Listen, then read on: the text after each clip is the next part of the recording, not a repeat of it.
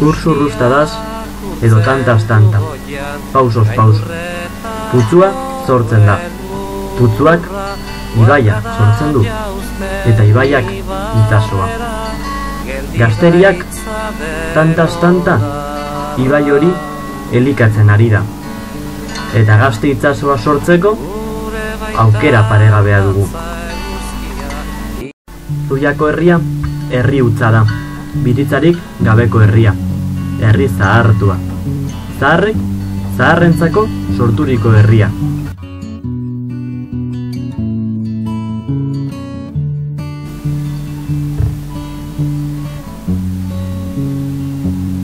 Emakumeon aurkako biolentzia onartzen duen sistema patriarkala.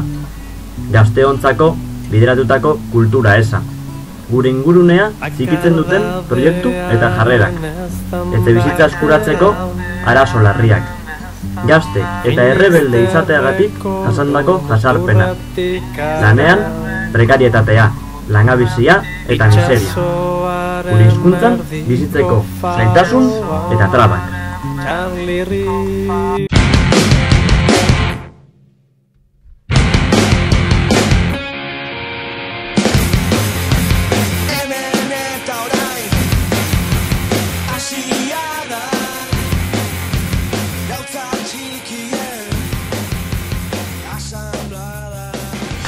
Baina gazteria, herri honi kolore emateko gaitasuna eta gogoak ditu.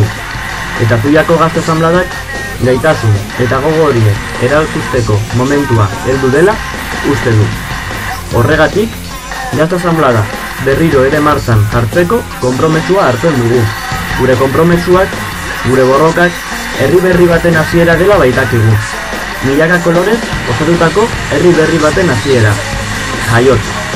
Horretarako, batu, eztabaidatu, hausnartu, borrokatu, eta inoiz ez isiltzeko konpromesua hartzen dugu.